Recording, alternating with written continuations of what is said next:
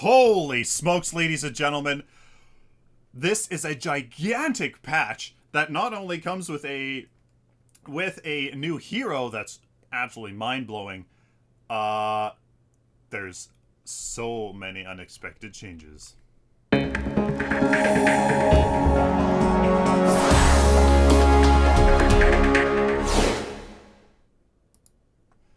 Hello, ladies and gentlemen. Welcome to a patch note review video. I am Sylphin. We got version 39, Morgesh Monolith visual update, and jungle revamp. Holy cow. This is absolutely insane. Look at Morgesh's skin. Dark Heart skin, are you serious, Epic? Give whoever designed this a raise. Please, give them a raise. Holy crap. Like, wow. Unfreaking believable. Look at this jungle. That is the new visuals here with the grass on high settings and more. The new amber link in the middle of the map, in the middle of the jungle. Oh, we got new prime cards? What? Absolutely insane. This is just absolutely incredible. Who knew this was coming? This guy.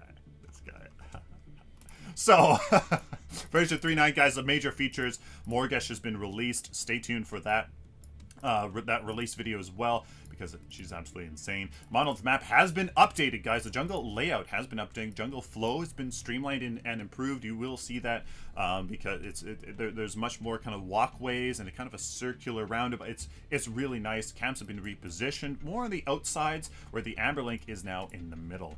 Collision has been greatly improved throughout the map. They have been working on clipping when you're kind of going up ramps and kind of like hugging the walls and stuff. Prime Guardian Raptor pathways are more similar. It's a much more open area by the Prime and Raptors, so it provides more equal ground near the mid lane. Fog walls have been improved. I'm not sure exactly how. Maybe they just look better, or maybe, you know, it's a little hard crisp as you walk through them. You get vision, I don't know. And grass, again, is enabled for high settings. Looks phenomenal. So guys, here's the juicy bits. Raptor update. Raptor camp no longer reinforces one at a time. Raptor camps will begin respawning 4 minutes after all raptors have been destroyed. Only after all raptors have been destroyed, spawning 4 minutes later. Raptor melee attacks will now only damage the primary target. So, you gotta finish all 3 raptors. If you don't, it's hurting your team. Could hurt the enemy team as well, but it's hurting your team. It's much more of a team objective. You gotta do them. You gotta do them. You gotta commit to them, because if you don't kill them all, the enemy team kind of, you know, if you're only 1v1ing them and somebody comes in to contest, it's gonna hurt you. It's gonna hurt you in the long run. So it's a much more relevant team objective. Increase max level for the Raptors from 5 to 15, so they can level up much more than they currently can. Now levels up every 2 minutes, gaining health with each level. Raptors stop leveling after 30 minutes. So I mean, it doesn't take that long to level up 15 times, but you'll see something here. Reduced Raptor CP bounty from 1,000 to 800, so they're not so worth it anymore, but I mean, that's still basically a card point. Reduced Raptor base health from 3,500 to 1,450.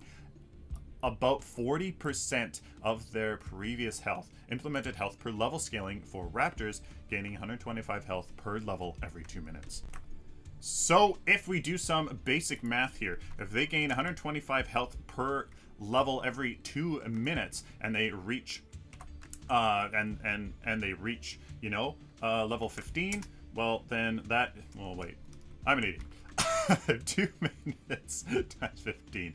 So just 15 times, yeah, times 125, that's that much health plus the 1450. So that's 3,325 health. As you can see, they still don't ever get as much health as they do before, but they start out much less. So 15, as you can see, 15 minutes every two minutes, yeah. So it does take them 30 minutes to completely level up, but they're 40% as health. So you guys can do the Raptors much more often, as they don't have much health. So that's going to be really nice. So you can do them earlier, but you got to make sure to do them all, because you're just gonna be hurting yourself. You got to kill them all, and then they're going to spawn 4 minutes after you kill them all. The Prime Guardian has been reworked as well.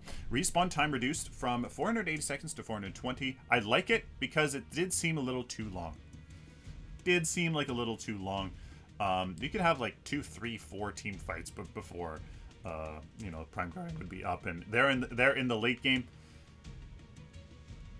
And like, you gotta end the game, right? You gotta get some help to end the game. There you go. Now levels up every 2 minutes, gaining health with each level. So again, there is that kind there's that mechanic back in the game. Stat changes reduce Prime Guardian's health from 12,000 to 8,625.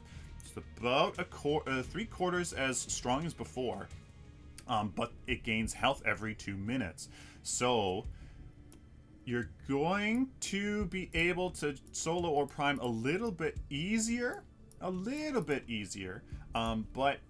it's still going to be fairly tricky, because if you guys take a look here, it actually gains, I think, 125 times 15 plus that 8,625. It's going to have more health than before. If you leave it be, it's going to have more health. And then again, they're in the late game. In the very late game, that doesn't really matter, but still need to take that into consideration. Prime Orb update, though. Reduce the duration of Prime buff from 180 seconds to 150 seconds. You'll see why that is later on when you actually take a look at the cards. There's pretty good reason for that, I think. And yeah. River buff updates updated the vision rules. Not sure what that means, but we'll see in game. River buff will now update every 2 minutes, regardless of whether it has been destroyed previously. So if nobody touched it, it'll still change into a different river buff. So that's very, very interesting indeed. Now, the weekly card packs, you guys can look at that. Look at the Prime card reworks. This is absolutely unbelievable, and it gives us options, which I really like. The Warlord, 27.5 attack speed is now its power. So instead of 60 power like it gave before, it now gives 27.5 attack speed. Not as much CP value as before, but you'll see why in just a second. Archmagus is still the mage card for 30 points of power, which is really quite that's good. And the Centurion with 5 CP's worth of health for the supports, tanks, stuff like that. Now, this is absolutely insane. All Prime cards now have the same unique passive effects. Restore 3% of your max health and 3% of your max mana every second if no damage has been taken in the last 6 seconds. So, you can, well, I don't even need to pull my damn calculator for that. That's 33 seconds. It takes 33 seconds for you to regenerate your entire health and mana bar. 30 seconds. 30 seconds. Isn't that absolutely incredible? Now you can sustain when you are sieging to help end the game. They're in the late game. You get prime orb, you group up, or you split push, I suppose, and then you just siege. You just be smart. You siege, and then you go back. You wait for your next minion wave, and then you go in, and then you go back.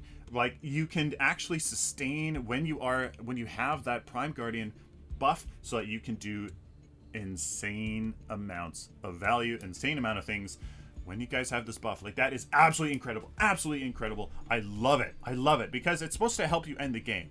And I didn't really feel like it did that currently. I really didn't feel like it. Nearby minions have their max health doubled. Again, it's going to help you push down that tower when your minions are tanking that tower damage. All friendly ranged minions are granted Death Touch for the next 60 seconds. Minions with Death Touch will instantly kill any minion they attack. All friendly ranged minions. Are you serious? Now, are those minions the tiny ranged minions, or all literal ranged minions, including the siege, including those the siege minions? I don't know. Hopefully it's both. I don't know. But even if it's not, like, what? That is absolutely insane. That will really help. Really, really help with a minion wave. Clear the enemy minion wave when you're under tower. And Abilities and basic attacks deal 20% more damage.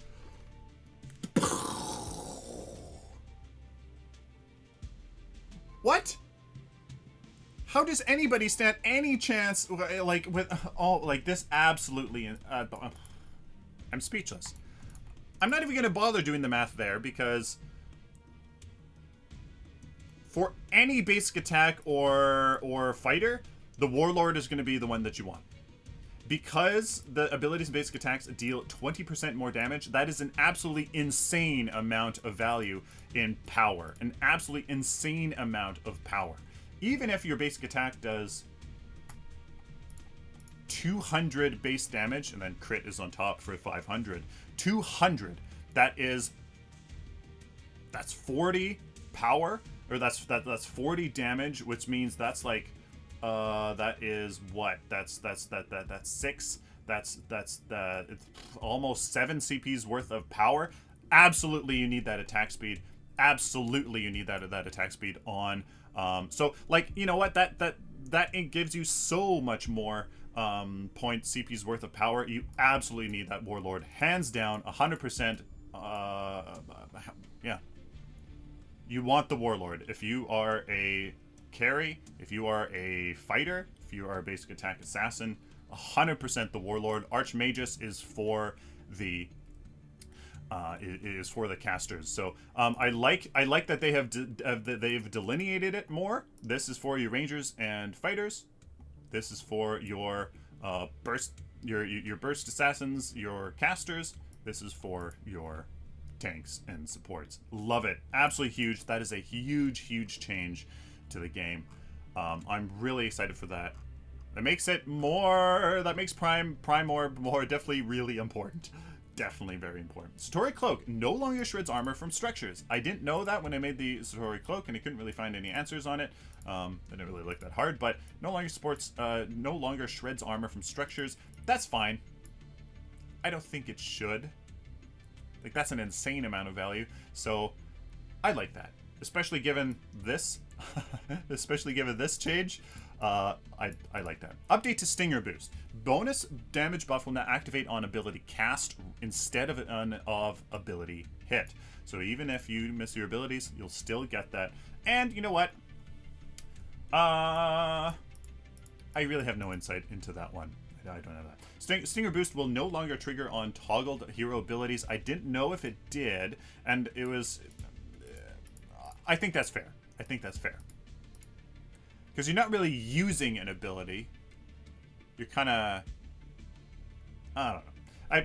I like that. And Stinger Boost ID no longer plays globally. That's nice. Divine Shield now blocks Prime Guardian's abilities. I like that. I like that a lot. Ashel the Witch update, just because it makes your role doing Orb Prime more relevant. It makes your role more important, more relevant, so you can actually be there and do something instead of just dying. Ashel the Witch update, slow can only be applied once every 2 seconds. I love it. I'm forgetting right now how long the slow actually updates, but I think that is more in line with what they intended the card to do, and not just, you know, underneath a Gideon ultimate and it's just continuously being refreshed. I like that. It's much more relevant, and it kind of does the same thing anyways. Kind of does the same thing.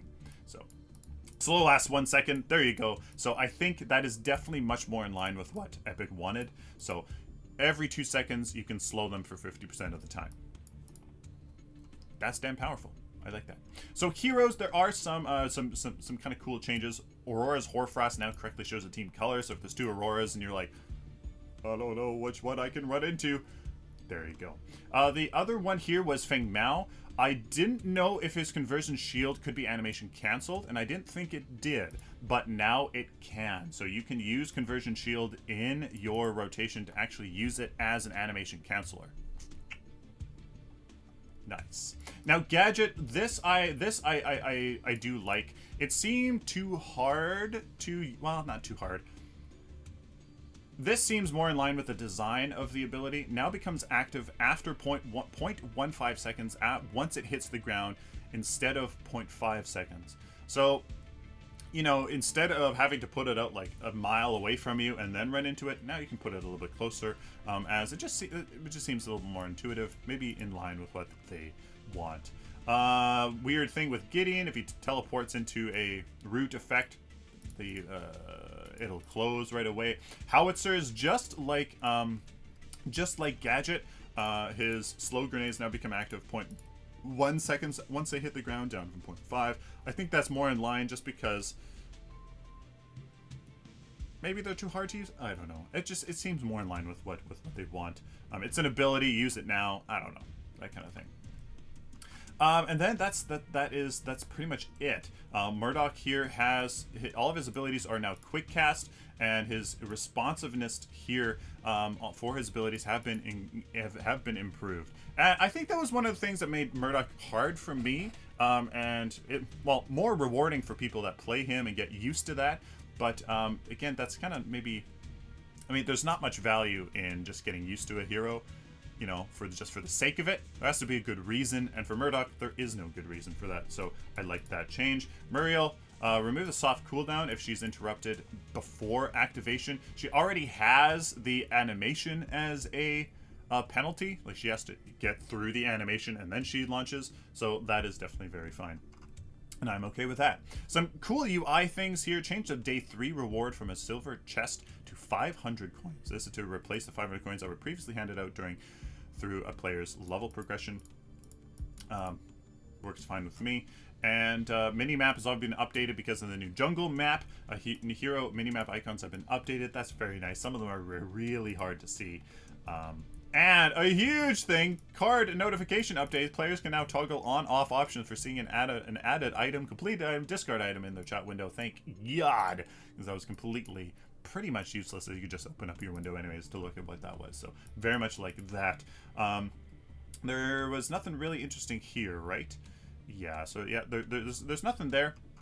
But the AI, the bots, I really do care about these bots, as you know what, that's going to help with any sort of ranked play, because you want somebody to take over for somebody if they happen to DC, and bots, that is what I'd much rather have a bot farming smartly rather than having nobody there at all. So bots will attempt to last hit minions now. That's huge. That is what separates any skilled player from not. So that is absolutely fantastic. Updated bots awareness to tower range. They would kind of dodge in and out of their range, and they would take damage for no reason. Player usage of team comms now is a greater influence on bot decisions. I thought that they would actually did respond. I thought that they did. Because a few times they would actually respond, but now they will a little bit more. And bot hero selection is now improved. Fantastic. Great improvements. I like it. I would love for bots to be much more important than they are now, and much better. So huge changes, guys. This is absolutely huge. I am really satisfied with this. It is absolutely amazing. And you know, what can I say? Let me know down in the comments what you guys think about that. I absolutely love this change. This skin is out of this world. Holy shit. Ugh. There you guys go. Please let me know down in the comments what you guys think, because this is an absolutely huge patch that really is on the right direction. Please like this video if you like it. Dislike it. Share it with the community, please. And of course, guys, subscribe. If you guys like this content, found it useful, or simply found it enjoyable, please subscribe so I can do it for you in future. Go follow me on Twitch, as I stream every day in the mornings for about 4 hours, as I would really love to see you there. Till next time, like always, stay optimistic and positive.